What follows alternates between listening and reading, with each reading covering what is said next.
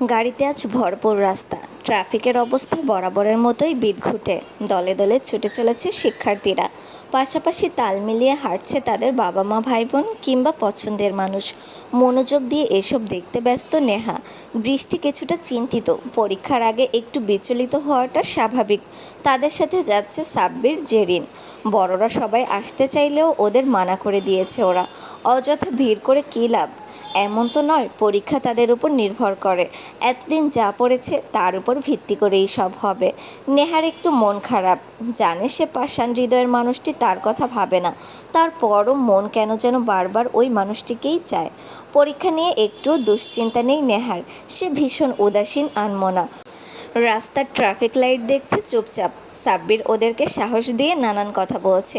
নেহা নিজ মনেই বলে ওঠে, যদি বাজবেই না প্রণয় বিনা, তবে কেন সুর তুলো ও বেহায়া মন। গাড়ি এসে থামলো কলেজ গেটে। নেহা বৃষ্টির সিট একসাথে পড়েছে বলে দুজন বেজায় খুশি। গেট পেরিয়ে ঢুকছে অনেকে, সময় বাকি আরও কিছুটা। ট্রাফিকের কথা চিন্তা করে সময়ের আগেই বেরিয়েছে ওরা। নেহা গেটের একপাশে তাকিয়ে দেখল মিহির দাঁড়িয়ে। বৃষ্টি এখনও তাকে দেখতে পায়নি। নেহা বৃষ্টিকে খোঁচা মেরে বলল, দেখো দেখো বৃষ্টি, তোমার প্রেমিক সাহেব চলে এসেছে। তোমার পরীক্ষাতে এবার ঝাক্কাস হবে। বৃষ্টি মুখ ভোঁতা করে বলল, ভাইয়াও আস। বৃষ্টির মুখ থেকে কথা কেড়ে নিয়ে নেহা বলল, মিহির ভাইয়ের তো প্রেমিকা আছে, তাই সে এসেছে। তোর ভাইয়ের এখানে কে আছে যার জন্য সে আসবে? নেহা বৃষ্টিকে মিহিরের সাথে কথা বলার জন্য ছেড়ে সামনে যাবে ভাবে, তখন শক্তপোক্ত কিছু একটার সাথে গিয়ে ধাক্কা খায়। নেহা নিজের নাক ঘষে অনবরত। কোন খাম্বা চলে আসলো সামনে। পরীক্ষার আগে মেজাজটাই দিল খারাপ করে। নাকটা মনে হয় ভেঙে গেছে এবারে। নেহার বিরক্ততে কুঁচকে যাওয়া মুখশ্রী একবার দেখলো কেউ খুব মনোযোগ দিয়ে। নেহা নাক ঘষা বাদ দিয়ে সামনে থাকা মানুষটাকে দু চার কথা বলার জন্য মুখ খুলল। নেহা হাঁ করে তাকিয়ে আছে, কিছু বলতে যেন ভুলে বসেছে। নিখিল পকেটে দুহাত গুজে দাঁড়িয়ে আছে। নেহার দিকে তাকিয়ে চমৎকার হাসল। বৃষ্টিকে করা তোর প্রশ্নটার উত্তর আমি দিয়ে দিচ্ছি তোকে নেহা। মিহিরের এখানে প্রেমিকা আছে আর আমার আছে বউ। নেহা চমকালো, থমকালো। নিখিল তাকে বউ বলে সম্বোধন করলো। নেহা ভেবেই নিয়েছে নিখিল তাকে এতদিন ইগনোর করেছে, এখন সে আর এই ছেলেকে এত সহজে পাত্তা দিবে না। নেহা ওসব কথা ভুলে চট করে বলল, আপনার বউয়ের কাছে আসেন না হয় পরনারীর কাছে আসেন, তাতে আমার কোনো মাথা ব্যথা নেই। আপনি বারবার আমার নাকের উপর হামলা চালাচ্ছেন কেন, ওইটা আগে বলুন। সাব্বির সরু চোখে তাকালো। এতক্ষণ প্রেমিক যুগলদের প্রাইভেসি দিতে কিছুটা দূরে দাঁড়িয়েছিল ওরা। সাব্বির জেরিনের হাত টেনে এনে বলল, জেরিন বোন, জলদি চল, রহস্যের গন্ধ পাচ্ছি। জেরিনের মতামত নেওয়ার প্রয়োজন সাব্বিরের কোনো কালেই করে না, সে টেনে হিঁচড়ে নিয়েই আসে। মুখে বলে এটা নাকি ফর্মালিটি, তাই একবার বলেছে। মিহিরের সাথে কথা রেখে বৃষ্টি এদিকে তাকালো। মিহিরও। সবার উৎসুক দৃষ্টির তোপের মুখে নিখিল। মিহির সন্দিহান কণ্ঠে প্রশ্ন করল, কী করেছে গাধাটা? নেহার সোজাসাপটা জবাব, আর বলবেন না মিহির ভাইয়া, উনি একটা ডাকাত। রাত দুপুরে রুমে ঢুকে আমার নাকে হামলা চালিয়েছিল। তার উপর আবার এখন পারলে আমার নাকটা ভেঙে হাতে ধরিয়ে দেয়। এত কিসের শত্রুতা আমার নাকের উপর ওনার? নিখিল ভরকালো, তার মানে নেহা তখন সজাগ ছিল? নিখিল সরু চোখে তাকিয়ে প্রশ্ন করল, তার মানে তুই রাতের বেলা সজাগ ছিলি ওই দিন? না, কিন্তু একটা আলুর বস্তা যদি কোনো মানুষের উপর এসে পড়ে তো সজাগ হওয়াটা স্বাভাবিক। নিখিল চোখ রাঙানি দিয়ে বলল, তুই আমাকে আলুর বস্তা বলছিস? নেহা তোকে আমি। নিখিল ধরার আগে নেহা কেটে পড়েছে, সাথে বৃষ্টিও গেল। গেট পেরিয়ে ভিতরে ঢুকে গেল ওরা। মিহির চেপে ধরেছে নিখিলকে। শালা ডুবে ডুবে জল খাচ্ছে, তাকে কিছু জানাবে না? নিখিল ভাবলেশহীনভাবে চুপ রইল। এদিকে সাব্বির, জেরিন, মিহির মিলে বকবক করছে। নেহার পরীক্ষা শেষ হয়েছে দীর্ঘ 1.5 মাস পর। এর মধ্যে পড়াশোনা আর প্র্যাকটিক্যাল খাতা লিখতে লিখতে জীবনের 12টা বেজে গেছে দুইজনের। আজ থেকে শান্তি বলে শান্তি। নেহা তো খুশিতে 2-4টা লাফ দিয়ে নিয়েছে। প্র্যাকটিক্যাল পরীক্ষা আজ শেষ। কেন্দ্রটা ওদের কলেজের পরের কলেজে পড়েছে, বাড়ি থেকেও কাছে, তাই কেউ নিতে আসার কথা না। নেহা বৃষ্টি তাই কথা বলতে বলতে আসছে। নেহা কৌতুক সুরে বলছে, কি বলবো তোকে, ওই ছেলেটা তো পুরো কার্টুনের মতো দেখতে। কী যেন বলছিল বারবার, আমার বাবা কিন্তু শহরের মেয়র, আমার সাথে ভাব নিও না। শালা ব্যাঙের মাথা, তোর দিক তাকাইবো কোন মাইয়া, যেই না আমার চেহারা, নাম রাখছে পাবেল, থরি থরি পেয়ারা। নেহা খিলখিলিয়ে হাসছে। বৃষ্টিও তার সাথে তাল মিলিয়েছে। বৃষ্টি এবার হাসতে হাসতে বলল, ভাইয়া যদি জানে এই ছেলে তোকে প্রপোজ করেছে, ভাব তখন কি হবে। তোর ভাইয়ের আবার কি হবে? আমি তো রাজি হয়ে যাইনি, আর তোর ভাই নিজস্ব প্রেমিকা রেখে আমার ব্যাপারে এত নাক গলাতে যাবে কেন? আই থিঙ্ক ভাইয়া তোকে ভালোবাসে। মাথা খারাপ তোর? অতিরিক্ত গরমে তুই পাগলের পোলা বকছিস বইন। দুনিয়া উল্টাইয়া পাল্টাইয়া যাইব। আচ্ছা ধরলাম তোর কথা সত্যি, কিন্তু কোন ভিত্তিতে কথা বলছিস তুই?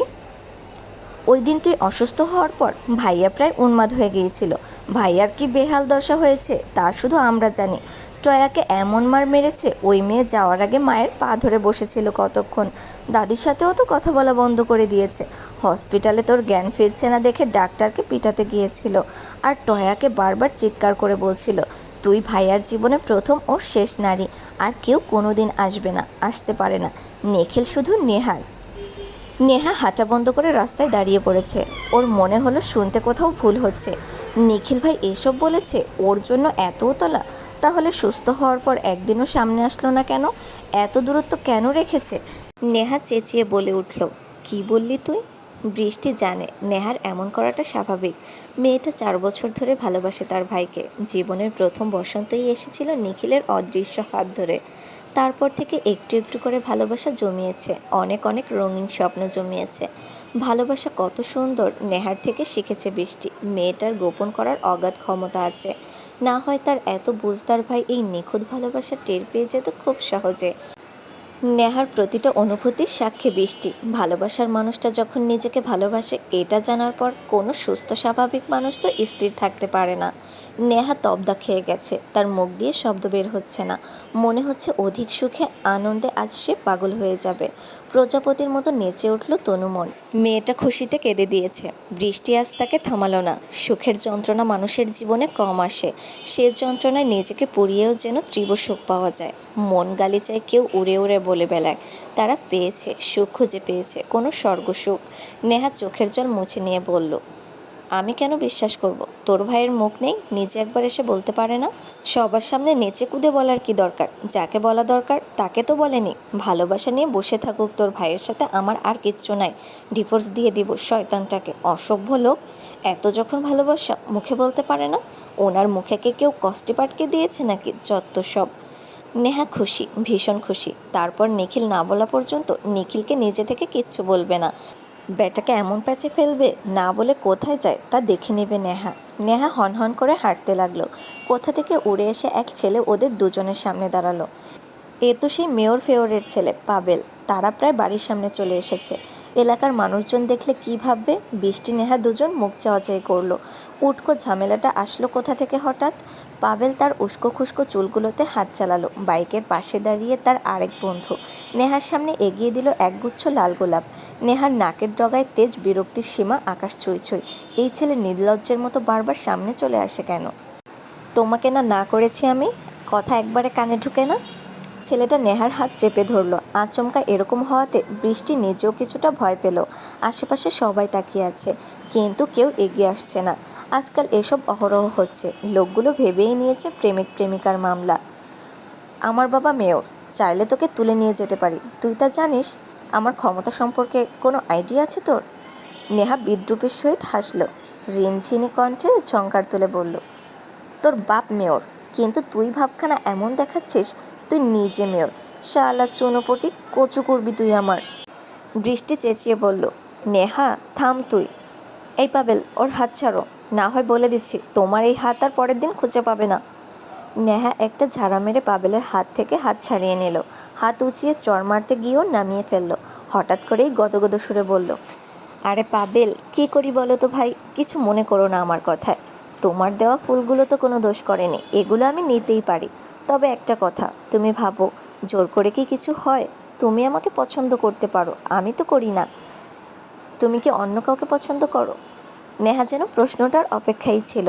আহা, এখন তো এই পাবেল নামক শত্রুটাকেও বাসায় দাওয়াত করে খাওয়াতে ইচ্ছে করছে তার। নেহার কণ্ঠস্বর কিছুটা বাড়ল। লাজুক লাজুক ভাব ফুটিয়ে তুলল মুখে সাবলীল সহজ স্বীকারোক্তি। আমি কাউকে পছন্দ করি বললে ভুল হবে। আমি একজনকে ভালোবাসি, ভীষণ রকম ভালোবাসি। বৃষ্টি ঠেটার মতো দাঁড়িয়ে দেখছে সব। নেহা এই ছাগলটার সাথে ভালো করে কথা কেন বলছে হঠাৎ, বুঝে আসছে না তার। নেহার কথা শেষ হতেই গম্ভীর কণ্ঠটা শোনা যায়, কাকে ভালোবাসিস তুই? নিখিলের কপালে ভাঁজ, কপালের দুপাশের রগ ফুলে ফেঁপে উঠেছে, শার্টের হাতা গোটানো, মুখের হাবভাব বলে দিচ্ছে রাগের টইটুম্বুর অবস্থা। কালো রঙের শার্ট পরিহিত রাগান্বিত যুবকটির উপর আবারও প্রেমে পড়ল নেহা। চোখ বন্ধ করে একবার নিজের হার্টবিট গুনে নিল, মনে মনে একবার বলে নিল, আপনি এত গুড লুকিং কেন নিখিল ভাই? এই রূপের জালে আমাকে ফাঁসিয়ে দেন কেন বারবার? মন চাই তো টুপ করে গিলে ফেলি। আপনাকে রাগিয়ে দেওয়া তো আজকে থেকে কেবল শুরু। ঠোঁট কামড়ে একবার হাসলো নেহা। নেহার হাসি দেখে নিখিলের মেজাজ বিগড়ে গেল। এগিয়ে আসলো আরও দু কদম। বল, কাকে ভালোবাসিস? নেহা ভাবলেশহীন কণ্ঠে বলল, আপনি কাকে ভালোবাসেন ওটা কখনো জানতে চেয়েছি আমি? আমারটাও বলবো না আমি। নিখিল দাঁতে দাঁত চেপে বলল, ফুলগুলো হাত থেকে ফেল বলছি। না, আপনার কথা কেন শুনবো আমি? কে হন আপনি আমার? বাড়ি এসে জানাচ্ছি, এখন এখান থেকে যা। নিখিলের কণ্ঠে আগুন ঝরছে যেন। নিখিল দ্বিগুণ চেঁচিয়ে বলল, বৃষ্টি, বাড়ি যা বলছি। বৃষ্টি নেহার হাত ধরে এক প্রকার দৌড় লাগালো। নেহা তো হাসতেছে মিটিমিটি, হেসেই চলেছে সে। ইস, মোক্ষম একটা কাজ করেছে আজ। নেহাকে এত টেনশনে হাসতে দেখে বৃষ্টি বিরক্ত। বাড়িতে এসে ভাইয়া যে কী করবে কে জানে। তুই থামবি? ভাইয়ার সামনে এত কিছু কেন বললি? কী পরিমাণ রেগেছে জানিস? রাগাতেই বলেছি। তোর কি মনে হয় হঠাৎ করে ওই পাবনা ফেরত রোগীটার সাথে আমি এমনি এমনি ভালো করে কথা বলেছি? মোটেও না, তোর ভাইকে দেখেই তো করেছি। এবার বুঝুক কেমন লাগে। ইস, ভেবেই ভালো লাগছে। আমি কাকে ভালোবাসি এটা জানতে তোর ভাই একদম চিড়ে চ্যাপ্টা হয়ে যাবে। আমিও বলবো না, দেখি কত ভালোবাসা তোমার ভাইয়ের। ভাবছি ভাইয়া পাবেলটাকে কি করে। যা খুশি করুক, পরীক্ষা শেষ, এবার চিল কর। তোর ভাইয়ের কথা একদম বলবি না, একটা জাতা। সাব্বির, জেরিন, রৌফ মনোযোগ দিয়ে পরীক্ষার হলে কোথায় কী ঘটেছে, কোন স্যার সুন্দর, কোন ছেলে কোন মেয়েকে প্রেমের প্রস্তাব দিয়েছে, এসব শুনছে। নেহা হাত নাড়িয়ে নাড়িয়ে সব ব্যাখ্যা করছে। মাঝে মধ্যে বৃষ্টিও তার সাথে তাল মিলাচ্ছে। রৌফ বলে উঠল, তোমরা পরীক্ষার খাতায় লেখা বাদ দিয়ে সুন্দর স্যার খুঁজে বের করছো। পাশ করতে পারবে তো নাকি? আমি তো খাতা ছাড়া কিচ্ছু চোখে দেখি না পরীক্ষার সময়। নেহার নাক সিটকালো। রৌফ, তুই এত বোরিং কেন হইলি আমার ভাই? এত এত ভালো কথায় তুই আবার পড়াশোনা পাশ ফেল ঢুকালি কেন? তোকে না আলোচনায় আনাই উচিত না। তুই একটা লস্ট প্রজেক্ট, তোর দ্বারা কোনো প্রেম টেম হবে না জীবনে। সাব্বির ভাব নিয়ে বলল, রৌফ, বড় ভাইয়ের থেকে কিছু শেখ। 22 বছর জীবনে 25টা প্রেম আমার। জেরিন নাকচ করে বলল, ভুল কইসস তুই, কালকে না একটা বাড়লো মোট 26টা। শালা তুই একটা হারামি, এমনে কত লাগে তোর? আবার ভোলা ভালা রূপটাকে নষ্ট বানাতে চাচ্ছিস। নেহা থামিয়ে দিয়ে বলল, আহ থামো না, আসল টপিকটা তো এখনও বলি নাই। ম্যাজিস্ট্রেটটা কি জোশ ছিল, কি বলবো। বৃষ্টি আপাও বলেছে হ্যান্ডসাম ছিল। সাব্বির ছিছি করে উঠল, তোরা দুইটাই না বিবাহিত? আমার এমন সুন্দর সুদর্শন ভাইগুলোরে রাইখা বইরা ম্যাজিস্ট্রেটের দিক নজর কেমনে দিলে? রোগ চোখ ছোট ছোট করে বলল, বিবাহিত তো শুধু নেহা আপু, বৃষ্টি আপুর জামাই কই পাইলা? নেহা কথা ঘোরাতে চট করে বলল, বড় মা, তুমি কি আমাদেরকে নাস্তা দিবে না? পপকর্নটা ভেজে দাও, রোবকে পাঠাচ্ছি, ওর কাছে দিও। রোব ভাই, যা না, গিয়ে নিয়ে আয় সোনা ভাই আমার, তোকে চকলেট কিনে দিব। রোব বলল, না না, চকলেটে কাজ হবে না, জল রং কিনে দিতে হবে। ওকে ওকে, ডান। রোব উঠে যেতেই নেহা সাব্বিরের উদ্দেশ্যে বলল, দিয়েছিলে তো ফাঁসিয়ে? বৃষ্টি হাস্যোজ্জ্বল কণ্ঠে বলল, আরে তোমরা তো জানোই না, নেহাকে একজন পছন্দ করে, স্বয়ং মেয়রের ছেলে। বাবা, কি প্রেম! লাল গোলাপ সহিত হাজির, দুবার প্রস্তাব দিয়েছে। সাব্বির আহাজারি করে বলল, না না, এটা হতে পারে না। নেহা বোন, তুই রাজি হয়ে যাসনি তো আবার? আমার একটা মাত্র বড় ভাইয়ের কি হবে এবার? নেহা মুখ বাঁকালো। জেরিন সাব্বিরের সাথে তাল মেলালো। নেহা বলে উঠল, এমন ভাব করছো যেন তোমার ভাই আমার প্রেমে হাবুডুবু খাচ্ছে, আমাকে না পেলে ইহজগৎ ত্যাগ করবে। সে তো দু চক্ষে দেখতে পারে না আমাকে, দেখলে না অসুস্থ হয়ে মরে যাচ্ছিলাম, তবুও একবার কথা বলতে আসেনি। সাব্বির কপাল চাপড়ালো, হতাশ কণ্ঠে বলল, তোর দুঃখটা বুঝতে পারছি আমি নেহা বোন, কিন্তু বিশ্বাস কর, ভাইয়া তোর সামনে আসলে কিছু বলে না। তুই যেদিন হাত কেটেছিলি সেদিন যা করেছিল কি বলবো, কি সুন্দর প্রেম নিবেদন করেছিল। নেহা চোখ বড় বড় করে তাকালো। জেরিনও মাথা ঝাঁকালো, যার মানে সত্যি এসব। নেহা মন খারাপ করে বলল, তোমরা বললে আর কি হবে, কোনো দিন তো মনে হয় না স্বীকার করবে। জেরিন বলল, আমার কাছে একটা প্ল্যান আছে। তিনজন উৎসুক হলো শোনার জন্য। নেহা, তুই বলবি? তুই ভাইয়াকে ছেড়ে দিতে চাস বা বিদেশে গিয়ে পড়াশোনা করতে চাস। ভাইয়া যেহেতু তোকে ভালোবাসে, তোকে কোনো মতেই যেতে দিবে না। আর এ কয়দিন তুই ভাইয়াকে এড়িয়ে চলবি, এমন ভাব তার প্রতি তোর কোনো ফিলিংস নাই। কিন্তু একটা সমস্যা আছে, আমাদের একজন অন্তত বড়দের সাহায্য নিতে হবে। তোমার প্ল্যানগুলো শুনে এখনই কোমায় চলে যাচ্ছি আমি। তোমার ভাই যদি টের পায় না, সবগুলা চর আমার বেচারা গালে মারবে। সাব্বির সাহস জুগিয়ে বলল, আরে নেহা বোন, আমি আছি না, সব দোষ নিজের ঘাড়ে নিয়ে নেব। আমরা তো ভাইয়াকেই হেল্প করছি নাকি? এখন বড়দের মধ্যে বড় আব্বু আমাদের সাহায্য করতে পারবে। জেরিন বৃষ্টির সামনে চেঁচিয়ে বলল, কি? আব্বু আর মানুষ পেলে না তো কি? আমার বাপের কথা কইতাম, শুধু বড় আব্বু ছাড়া বাকি সব তো ভাইয়ার ভক্ত। বাকিরা বললে মানবে না। যা, তুই গিয়ে তাহলে আব্বুকে বল। আমি না, নেহা বোন বলবে। নেহার করুণ কণ্ঠ, আমাকে কেন ফাঁসাও এসবে? চল চল, এক্ষুনি ভাইয়া আসার আগে শুভ কাজ সেরে ফেলি। সবাই মিলে সিঁড়ি বেয়ে উপরে উঠতে লাগলো। শেষে নেহা। নিখিল জোরে নেহার নাম ধরে ডেকে উঠল। নেহার অন্তত আত্মা টুটু করা শুরু করেছে। যা করার তা তো রাস্তায় করে এসেছে। যত সাহসী হোক, কথা বলার সময় মুখ চালালেও এখন ভয় হচ্ছে। নিখিল যা রেগেছে। নেহা দাঁত বের করে মেকি হাসলো। নিখিলের পেছনে মিহিরও এসেছে আজ। সাব্বির ডেকে বলল, মিহির ভাই আসো জলদি, কথা আছে। নেহা বলল, আমিও যাব তোমাদের সাথে। নিখিল হাত থেকে ঘড়ি খুলল। নেহাকে শান্ত কণ্ঠে বলল, রুমে আয়, তোর সাথে কথা আছে আমার। নেহা জিভ দিয়ে ঠোঁট বেছালো। কাপা কণ্ঠে জিজ্ঞেস করল, কি কথা? এখানেই বলুন।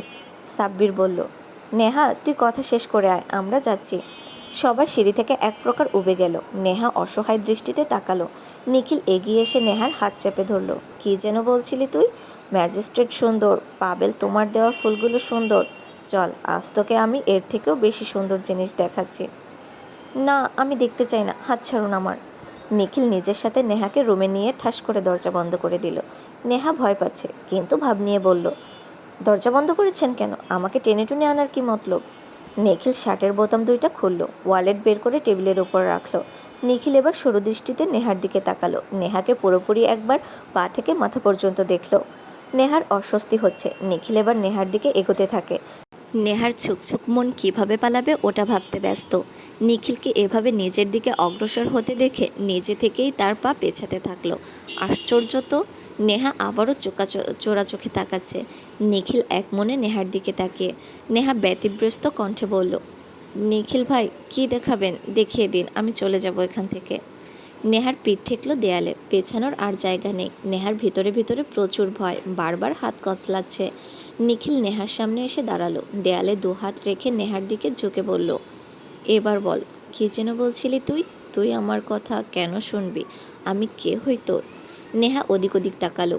হার্টের অবস্থা বেজায় খারাপ। বেচারা লাফাতে লাফাতে কখন জানি টুপ করে বেরিয়ে আসে। নেহা মনে মনে বলল, আল্লাহ এবারের মতো বাঁচিয়ে দাও।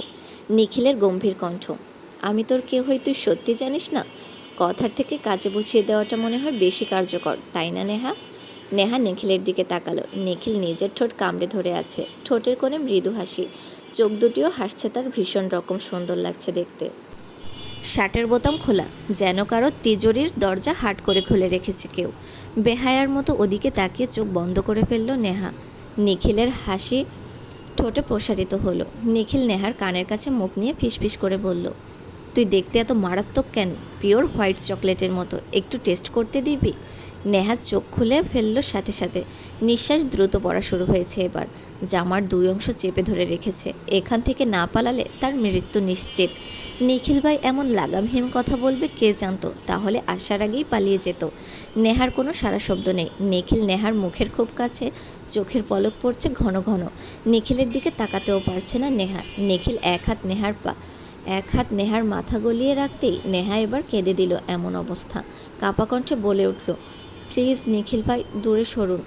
নিখিল দূরে সরা তো দূর, আরও কাছে আসলো। তার দৃষ্টি নেহার পাতলা গড়নের মোহনীয় ঠোঁটে।